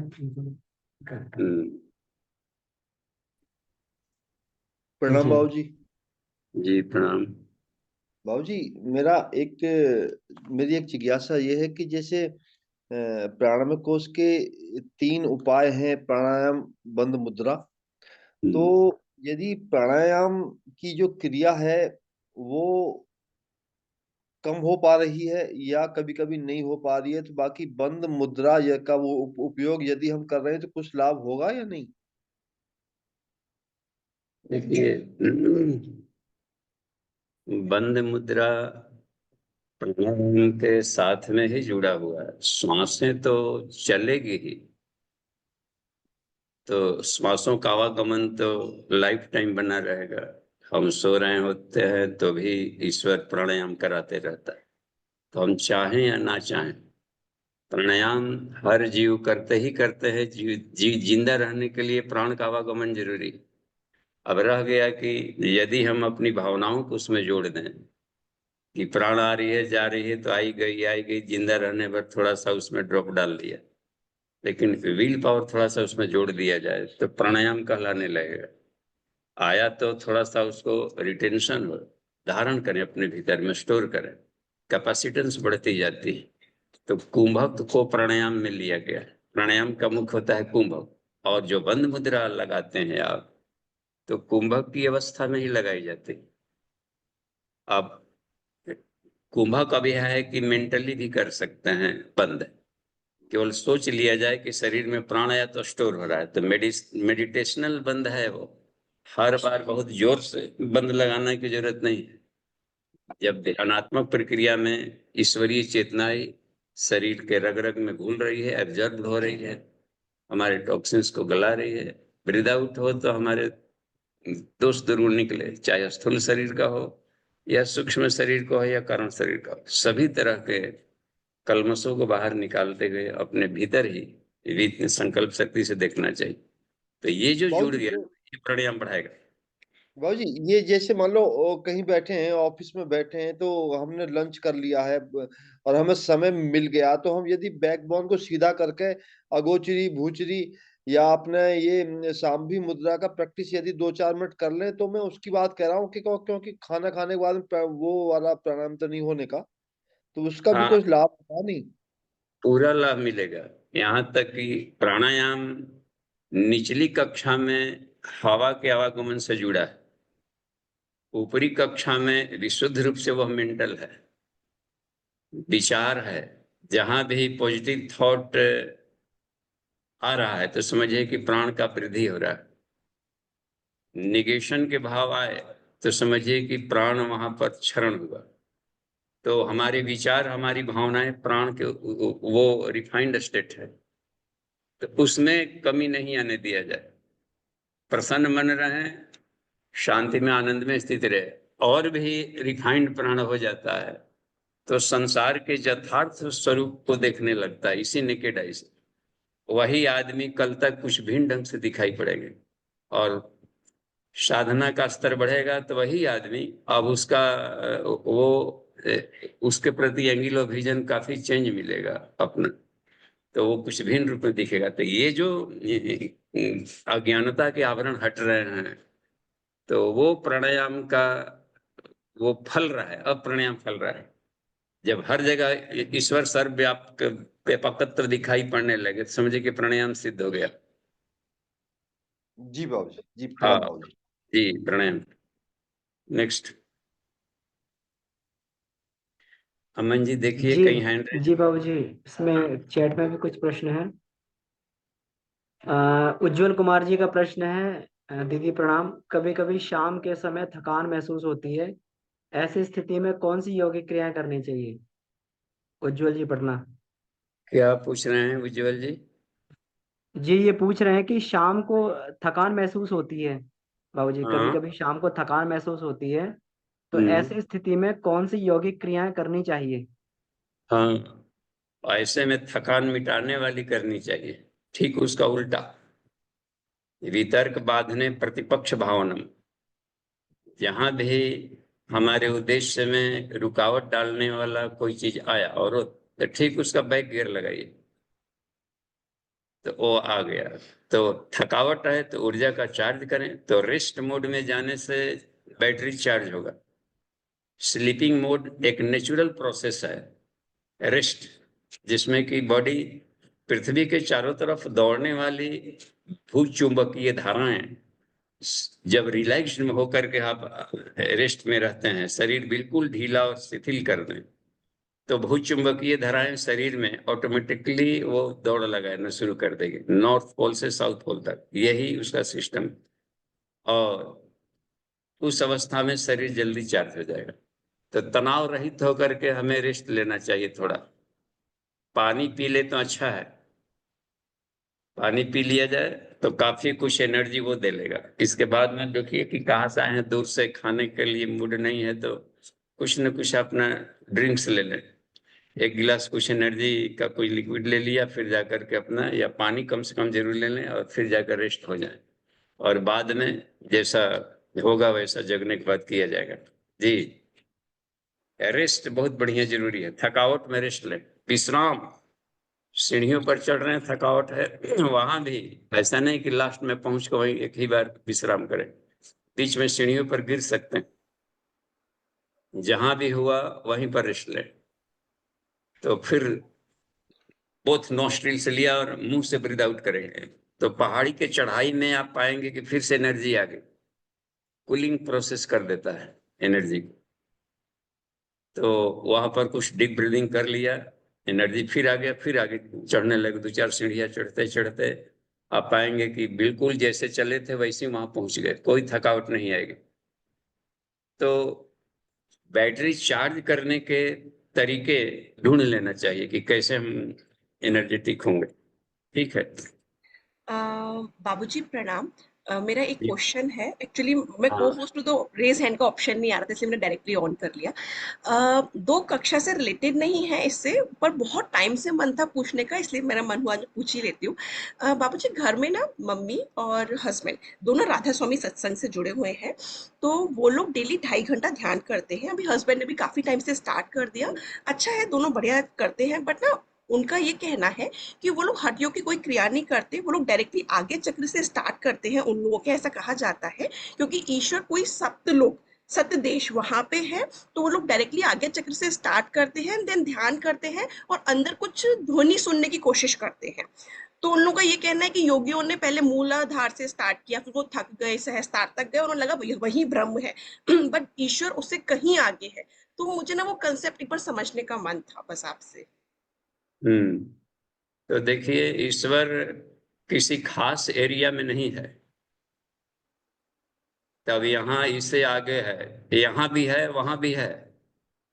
युग निर्माण सत्संकल्प का पहला ही वाक्य है कि ईश्वर को सर्वव्यापी मानेंगे। निचला सीढ़ी पर भी है और ऊपर वाला में भी है, मूलाधार में भी वही है और सहस्रार में भी वही है, प्लस इसके बाहर इससे अनंत गुना अधिक है। तो वेद में कहा गया है कि सर्वम खलु इदं ब्रह्म। इस ब्रह्मांड में हर पार्टिकल में हर जगह ईश्वर है।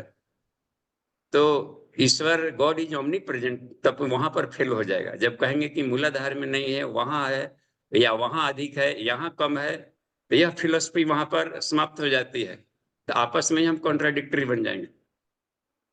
तो उपनिषद एक सोल्यूशन देता है कि ईश्वर को हम सर्वव्यापी माने, भौतिक जगत में भी आध्यात्मिक जगत में भी। यदि हम केवल सहस्रार का हम क्लीनिंग करते हो, मेडिटेशन करते हो, त्रिकुटी पर ध्यान करते हो, तो अपना भाव पक्ष है और ज्ञान पक्ष मजबूत होगा, लेकिन शरीर रोगी हो सकता है। मूलाधार वाला एरिया क्या करेगा कि शरीर को निरोग रखेगा, कुंडलिनी शक्ति, और शरीर स्वास्थ्य को बिल्कुल ठीक रहेगा। तो हम होलिस्टिक हेल्थ के धनी बने, अन्नमय कोश भी स्वस्थ रहे, एनर्जी के भी धनी रहे, माइंड भी बैलेंस्ड रहे, भाव संवेदना भी बहुत उत्कृष्ट रहे, और ईश्वर के साथ हमेशा खेलते रहे। तो ईश्वर की सर्वव्यापकता अपना भारतीय दर्शन है, तो यह लेकर के चला है उपनिषद। जी। जी बाबूजी, थैंक यू बाबूजी। धन्यवाद। नेक्स्ट अमन जी तो पढ़िए। जी नेक्स्ट प्रश्न है सुमन दीदी का कि प्रणाम बाबूजी, थैंक यू दीदी, प्लीज डिफरेंशिएट बिटवीन प्राण, चेतना, आत्मा। तो ये प्राण, चेतना और आत्मा के बीच में ये अंतर जानना चाहते हैं। प्राण, प्राण, चेतना। चेतना और आत्मा, ये तीन चीजें हो गई, तो तीनों के बीच में अंतर जानना चाहते हैं ये। देखिए, प्राण एक ऐसा एनर्जी है जिसमें चेतना भी है और ऊर्जा भी है, एनर्जी। तो दोनों के मिश्रण को प्राण कहते हैं। और आत्मा इनको उत्पन्न करता है, इसका उद्गम है। आत्मना ऐसा प्राणो जायते।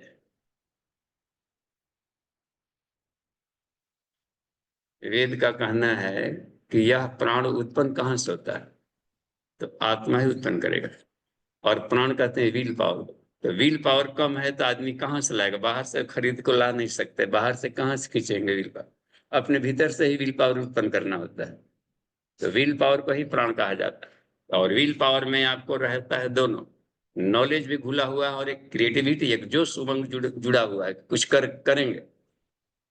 तो इसी से चलता है। तो चेतना से बन गया परा, और उसका जो एनर्जी लेवल है उससे सब हो जाता है अपरा। तो परा और अपरा इसी के दो है। एक जीव सत्ता बना लेता है, और एक कोई व्यक्ति जीवित है तो बोल रहा है, और उसके शरीर की मृत्यु हो गई तो अब नहीं बोल रहा है, फिर भी उसका बॉडी है। तो क्या था कि बोल रहा था, क्या निकल गया, तो उसमें से प्राण निकला है। पदार्थ अभी भी उसके साथ में है, इसका मतलब कि प्राण एक स्वतंत्र सत्ता भी है और दोनों का मिश्रण भी है। तो स्वतंत्र सत्ता में भी हम लोग विचरण कर रहे हैं, हर जगह प्राण ओमनी प्रेजेंट एक सत्ता है, जिसको माइक्रोकॉस्मिक कहा जाता है।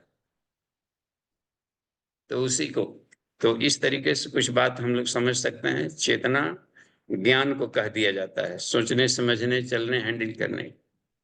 और ये जो भौतिक जगत है वही उसमें रिसेसिव हो जाता है और इसका ऊर्जा पक्ष डोमिनेंट हो जाता है। ईश्वर जब हर जगह है तो इसका मतलब कि चेतना हर जगह है। जब हर पार्टिकल में ईश्वर, इसका मतलब कि यहाँ पर कण कण में ईश्वर ईश्वर है। तो अब रह गया कि जड़ चेतन क्यों नाम पड़ गया, वह अवस्था के आधार पर नाम पड़ा। जब हम चल फिर रहे होते हैं तो चेतन कहलाते हैं। जब हम लोग बिल्कुल ध्यान अवस्था में चले गए, अंधड़ तूफान से भी प्रभावित न करे, कोई ऊपर से लाठी भी मार रहा है तो भी प्रभावित न हो, तब समझिए उस समय कह दिया जाता है कि व्यक्ति तो जड़ है। अभी जड़ नहीं है, वो गहरी मेडिटेशन में गया है। तो जो भी हम लोग पर्वत पहाड़ ये सब वस्तुएं देख रहे हैं, ये सारे मेडिटेशन कर रहे हैं, गहरे मेडिटेशन में सब है। पर्वता ध्यायन्ति, छांदोग्य का कहना है, पर्वत भी ध्यान करते हैं। तभी तो हम लोग पर्वतासन सीख गए। ये सूर्य नमस्कार में पर्वतासन किसने सिखाया? पर्वतों ने सिखाया। ये सब टीचर हैं, सिखाते हैं। और सबके भीतर में से देखिए वृक्ष वनस्पतियां लाते हैं, गोवर्धन पहाड़ पर्वत की पूजा की जा रही। तो कण कण में चैतन्यता है, कण कण में ऊर्जा है। ये पढ़ाने के लिए चेतना प्राण और ये सब है। ऊपर जाएंगे बिल्कुल ही तो सब आत्मा संज्ञक है, सब ईश्वर संज्ञक होगा। ये पढ़ने पढ़ाने के लिए शब्दावलियां दी जाती। जी ठीक है।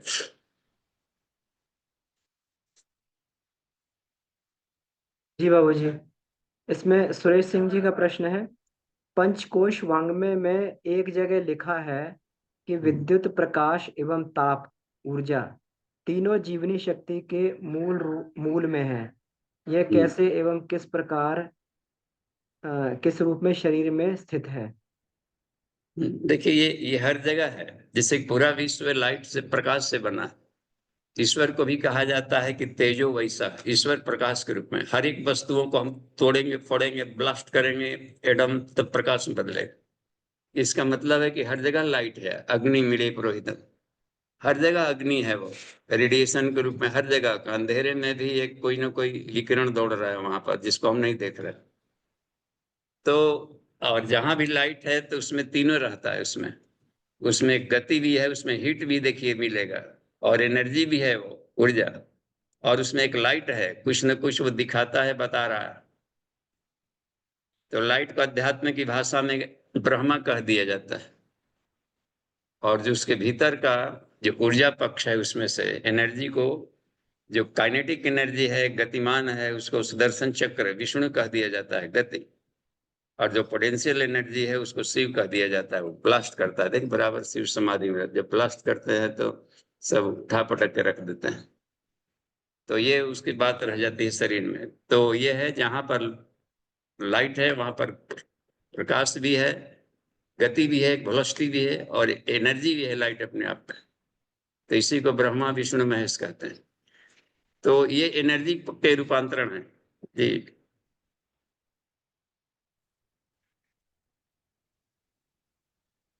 जी तीनों बाबूजी। जीवनी शक्ति के मूल है, जीवनी शक्ति के मूल है ये। इसके बिना मान ले कि हम लोग का प्रकाश नहीं रहेगा तो ज्ञान ही नहीं रहेगा, नॉलेज ही नहीं रहेगा, गति नहीं रहेगी। ज्ञान से ये होता है तो उसमें जीवन समाप्त। गति ही जीवन है। देखते हैं ना, जीवन गतिशील, संसार का हर पार्टिकल दौड़ रहा है, सांसें दौड़ रही है, ब्लड दौड़ रहा है। जहां रुका तो मृत्यु। हीट निकल गया बॉडी से तो मृत्यु। छू कर देखिए मर गया कि नहीं, ओहो पाला हो गया शरीर, मर गया। देखते हैं इसमें हीट एनर्जी निकल गया उसका। ये जीवनी शक्ति है। और भी जाकर उसमें ये बात बन जाती है, शक्ति छिड़ता खत्म तो मर जाएंगे। जी बाबूजी। जयशंकर मिश्रा जी। हाँ, प्रणाम बाबू जी। जी प्रणाम।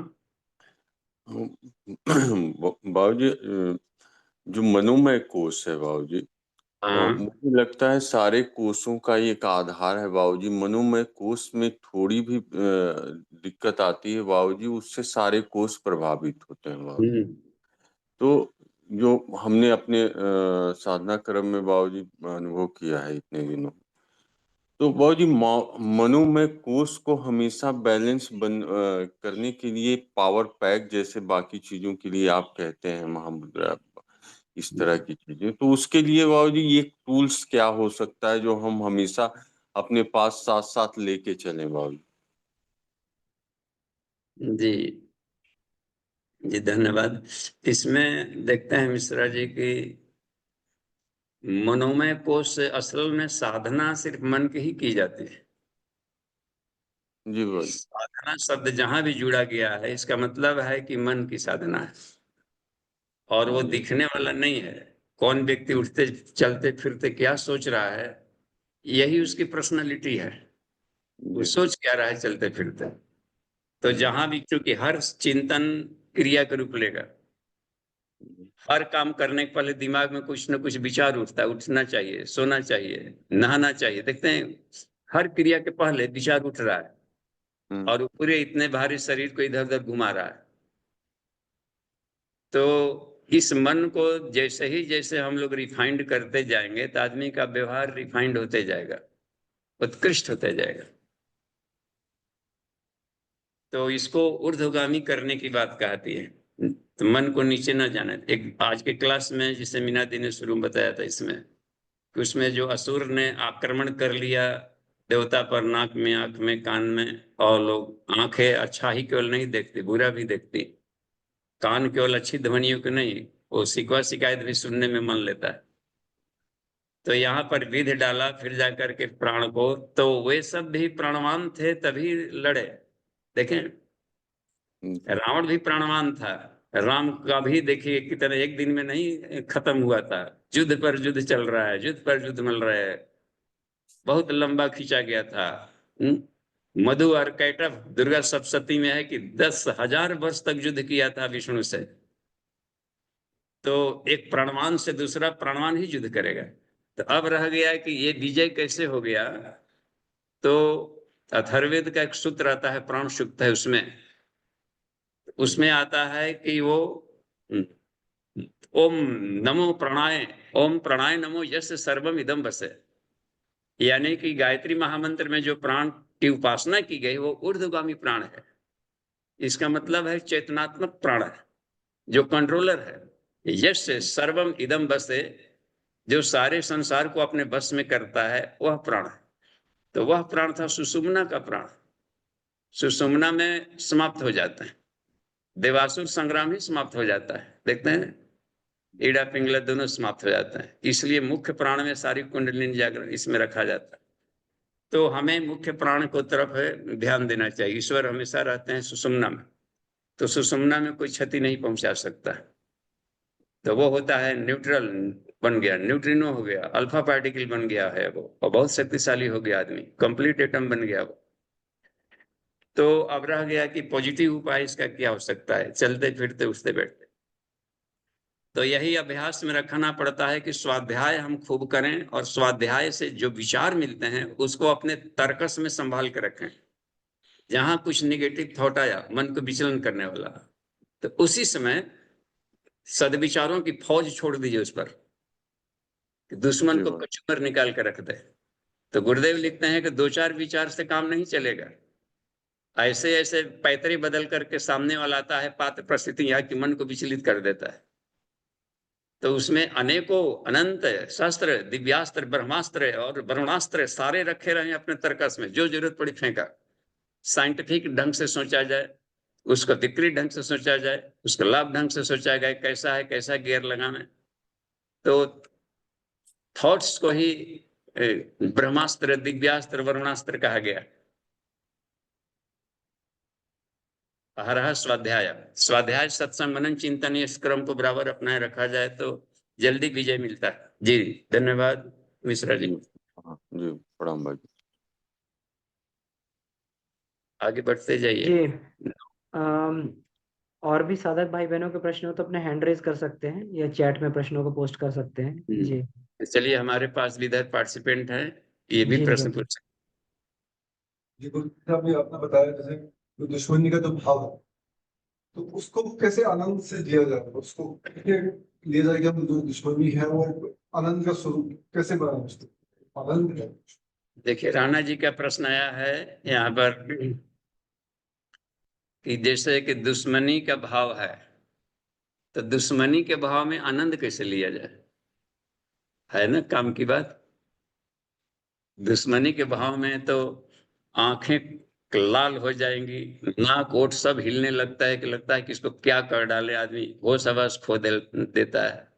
या तो देखिए, ये दुश्मनी का भाव यदि हमारा धर्म परक है, बिना साहित्य दुष्कृता, तो वह दुश्मनी का भाव पुण्यदायी है, बस पुण्यदायी है। तो उसमें आनंदित हो जाएं कि बड़ा एक अच्छा अवसर मिला है कुछ पुण्य काम करने का, निश्चरहीन करो में। तो पवित्राणाय साधुनाम यदि साधुत्व की रक्षा, सत्प्रवृत्तियों का संरक्षण और संसार को सौंदर्यीकरण भी एक होता है कि इसको हम सौंदर्यीकरण बना कर, दो काम है। मनुष्य में देवत्व का उदय है, तो अपने भीतर में जहां भी निगेटिविटी आता है तो इसमें एक प्रति भी दुश्मन का भाव है, टूट पड़ना चाहिए, सारा उसको निकाल देंगे, काट डालेंगे, तुमको भीतर में आता है। एक बार विवेकानंद को कहा जाता है कि उन्होंने ही लिखा, अपने आत्मकथा में लिखा कि एक बार हमारे पड़ोस से कोई, जब हम स्टूडेंट लाइफ में थे, एक कोई लड़की आ जाती थी, तो वो आती थी हालांकि कुछ सामान मांगने, ऐसा ही मैंने घर परिवार, तो इस तरीके से घरेलू था। लेकिन एक बार हमारे दिमाग में थोड़ा सा विकृत चिंतन आया, तो हमने क्या किया कि तुरंत रोटी सेक रहे थे, वो खुद सेल्फ कुकिंग कर रहे होंगे, तो उसी पर तुरंत बैठ गए तवा पर और जला डाले पूरे नीचे का अपना मांस को जला डाले कि तू अब भोग खूब आराम से। तो उनको उस समय आया, इसका मतलब है नहीं कि उससे हम प्रेरित होकर के हम भी अपने आप को आग में झोंक डाले, कर डाले। अब जैसे कि संत सूरदास ने आंखों को फोड़ ही डाला, तो जनक के बारे में बताया जाता है कि वो भी जब आते थे विचार, तो उसमें मुट्ठी में मुट्ठी, दांत में दांत घिस करके उसकी बात नहीं मानते थे। इसका मतलब है कि भीतर से फाइटिंग कर रहा है व्यक्ति। कहीं भी कुछ आता है, घर में कोई व्यक्ति मर गया तो उसके वहां पर आता है कि छाती पीट करके रो, तो यदि मोह रहेगा तो आदमी रोते मिलेगा। उसी घर में कोई समझदार व्यक्ति होते हैं, बूढ़े बुजुर्ग, वो रोते नहीं है। इसका मतलब है कि मोह का आक्रमण उस पर भी कर रहा होगा, हालांकि अपना प्रिय मरा है, बेटा मरा, फिर भी वो रोएगा नहीं, क्योंकि वहां पर मोह वाला जो आक्रमण है उससे युद्ध कर रहा होता है भीतर में व्यक्ति हो। और युद्ध करके सद्ज्ञान के द्वारा कि यहाँ पर कोई मरता नहीं है, आत्माएं मरती नहीं है, जो शरीर का रूपांतरण है किसके भले के लिए होता है, सद्विचारों की फौज उस पर फेंक रहा होता है और न्यूट्रल गियर में रखता है। तो हमें युद्ध करना है तो ये देखा जाता है कि युद्ध हमारा आत्मिकी है या आत्म भौतिकी है, तो उसके लिए हमें खुश होना चाहिए। अब युद्ध करना ही है तो पेशेंस से काम ले। युद्ध माने ऑपरेशन, ऑपरेशन करते समय डॉक्टर बहुत पीसफुल माइंड से करता है, क्रोधित होकर नहीं करेगा, या घर के झगड़े को याद नहीं करेगा। जहां ऐसा हुआ तो उसमें कहीं ना कहीं ऑपरेशन में गलती हो जाएगी, या तो उसी में कोई ऑपरेटर छूट जाएगा, या कहीं पर कुछ हो जाएगा, या कुछ दूसरा नस नाड़ी कट गया और चले थे करने बारीक और कहीं ना कहीं पर आ जाएगा। तो जितना ही कंसंट्रेशन, वकील भी बहस करने होता है तो युद्ध कर रहा होता है, वाक युद्ध होता है ये कोर्ट कचहरियों में। वाक युद्ध में देखते होंगे कि क्रोधित होकर नहीं कर रहा है, बिल्कुल पीस माइंड से करता है कि किसी भी तरीके से, किसी भी ढंग से हमारा कोई शब्द ऐसा ना निकल जाए कि हमारा गर्दन दोष ले। तो कूलनेस वहां पर मस्ट है। जब कहीं भी हम वाक युद्ध करते हैं तो आदमी बेकाबू हो जाता है, अब व्यक्तिगत दोषों पर उतर जाता है। तो शालीनता मस्ट है। वाक युद्ध को मना नहीं किया गया है, युद्ध तो धर्म है ना, क्रीड़ा है हमें तो, लेकिन उसमें हम अधिक प्रेम, एक तो कि सामने वाला मरे मत, यानी उसकी आत्मा सुधरे, सुधार के लिए किया जा रहा है। भगवान बुद्ध उंगली माल को मार रहे थे, उसको पता नहीं चल रहा था कि हम कैसे मरा रहे हैं, और काट दिया, परमानेंट गर्दन काट दिया, और उसके जगह पर एक बौद्ध भिक्षु का गर्दन लगा दिया। इसको कहा जाता है परमानेंट रूपांतरण। तो कितने पीसफुल ढंग से उसको उन्होंने काटा होगा, एक राक्षस कटा, देवर्षि नारद का कटाई देखे, रत्नाकर डाकू को काट करके ब्रह्मर्षि वाल्मीकि का मस्तक डाल दिया। तो ये ट्रांसप्लांट की विद्या होती है इस अध्यात्म में, परमानेंट। तो सोल्यूशन के ढंग से करेगा तो आत्मिक एक शल्य चिकित्सक की तरह करेगा, तभी होगा कि इसकी आत्मा को संवारना है। तो उसमें तो ये इसका हम लोग लाभ ले सकते हैं इस ढंग से नितिन जी, और प्रसन्न होकर कि एक ईश्वर के ने एक शानदार मौका दिया है कि हम किसी के पर्सनालिटी रिफाइनमेंट में हम काम आ रहे हैं जी। उसको उसका पर्सनल रिक्वायरमेंट समझे, मतलब हाँ, ये है रिफाइनमेंट हो रहा है। युद्ध खराब चीज नहीं है, युद्ध तो एक क्रीड़ा है, और युद्ध से मनुष्य की पहचान होती है कि हम आदमी है कि नहीं। उपनिषद का कहना है पराक्रमो नरस्य अस्ति महत्तो महिता गुणा, पराक्रम मनुष्य का महत्वपूर्ण गुण है। जो आदमी पराक्रमी नहीं है वह मनुष्य ही नहीं है। और पराक्रम तभी उभरेगा जबकि संघर्ष का मौका मिले, स्ट्रगल करना पड़े। स्ट्रगल तभी, ये इसलिए संसार में ये असुर और देव पक्ष दोनों बनाए गए कि कभी आदमी शिथिल न हो, मन्यु बने। हे रुद्र आपके क्रोध को प्रणाम। ये जितने भी देवता देखते होंगे सब वो शास्त्र भी रखते हैं, करुणा भी है, एक हाथ भरत मुद्रा में भी है, और दूसरे में सब आराम से रखते हैं सब। पर हम आज देखिए बूढ़ा आदमी, उसको क्या जरूरत है जी, सबसे बड़ा ब्रह्मास्त्र वही लेकर बैठा है। हो सकता है कोई ज्ञान का उद्दंडता करे, ज्ञान को दुरुपयोग करे तो ब्रह्मास्त्र चलाएगा। सुदर्शन चक्र लेकर बैठा है, विश्व बंधुत्व की भावना, पूरे विश्व को हमें ख्याल रखना है, और स्वार्थों का कोई उसमें प्रहार करने लगा तो काट डालेगा। शिव जी को ही देखिए, उसमें कितना संतुलन लेकर के चल रहा है। सड़े गले सामानों का रूपांतरण करना दें तो हम मुंह का क्या करेगा। कलाई में डालो, ढलाई करो, ऊर्जा एक लिमिट मात्रा होती है, हम बढ़ा नहीं सकते उसको, रूपांतरण सिर्फ कर सकते हैं। तो इसको सस्टेनेबिलिटी के लिए वह जरूरी होता है, उसको रूपांतरित कर डालें, यूजफुल बना दें। तो ये सारे के सारे देवता, वैसे हनुमान जी देखिए कितना दयालु, जरा दूसरा का भाई मर रहा है, लक्ष्मण चूंकि समाज का एक कीमती व्यक्ति जा रहा है हाथ से, उसकी रक्षा के लिए देखे जड़ी बूटी जीवन खतरे में डालना, पहाड़ ले जाना, संजीवनी बूटी लाना, और रास्ते में कालनी में जैसा मिल जाए तो गदा भी रखते थे, खोपड़ी फोड़ डालें।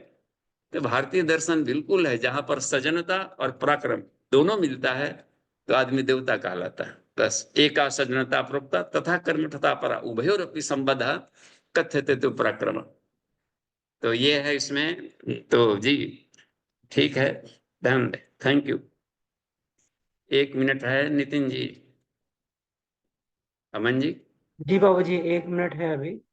हाँ, तो 1 मिनट के कहीं पर देखिए, प्राणायाम में जो यौगिक क्रिया में बात आई थी, तो हमें यह देखना चाहिए कि शरीर के भीतर में 2 बातें लिखी है गुरु जी ने, कि प्राण का जागरण सबसे बड़ा जागरण, और 2 चीजों पर आदमी को कमांड करना चाहिए, अपने हार्मोनल सिस्टम। जहां भी शरीर में कोई रोग दुख हुआ वहां पर उस एरिया का रेगुलेटर खराब है, बस।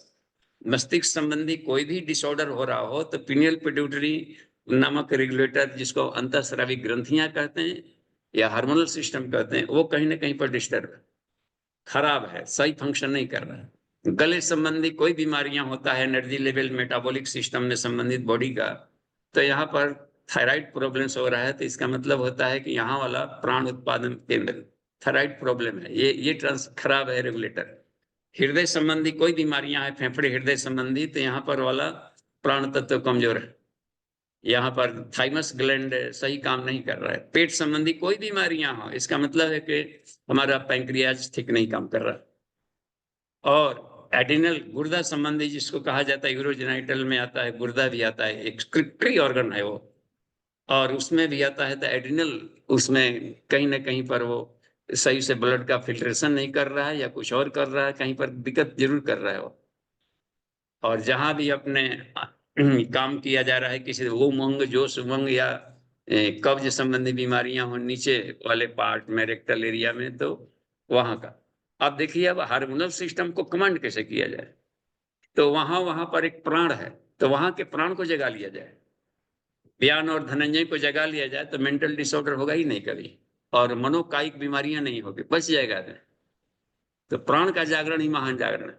विशुद्धि चक्र के बाद जो प्राण है अपना देवदत्त, और यहाँ पर आपका है ये उदान, इसको जगा लिया जाए तो लाइफ टाइम कभी मेटाबॉलिक सिस्टम में खराबी नहीं होगी और जीवन में प्रगति होता रहेगा, समृद्धि बनी रहेगी। हृदय में है प्राण और नाक, इसको यदि हम एक्टिवेट कर डालते हो तो कभी भी हृदय संबंधी बीमारियां लाइफ टाइम नहीं होगी। तो ये प्राण का जागरण महान जागरण। तो ऑटोनोमस नर्वस सिस्टम और हार्मोनल सिस्टम पर कमांड सिर्फ प्राण के जागरण से होता है। तो थैंक यू, मीना दी ने प्रैक्टिकल बताया। तो हम लोग भी करें, जिस एरिया का डिजीज है उस एरिया के चक्रों से प्राणों को खुद एक्टिवेट कर सकते हैं। शांति पाठ कर लिया जाए। जी मीना दीदी, तो कृपया शांति पाठ करके इस कक्षा को समाप्त करेंगे यहीं पे। जी निवेदन है आपसे।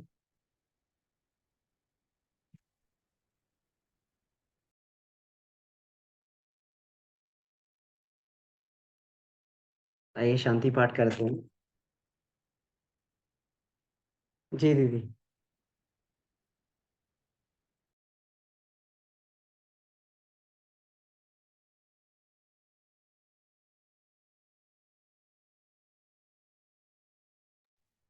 दीदी आप म्यूट हैं।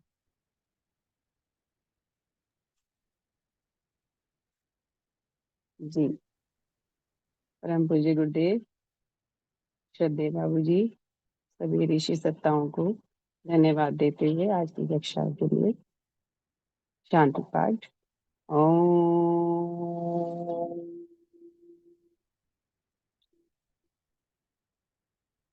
शांति ही शांति ही शांति ही। ये सभी को प्रणाम। जी बहुत बहुत आभार दीदी, प्रज्ञा दीदी, मीना दीदी, आपको बहुत बहुत आभार। जी।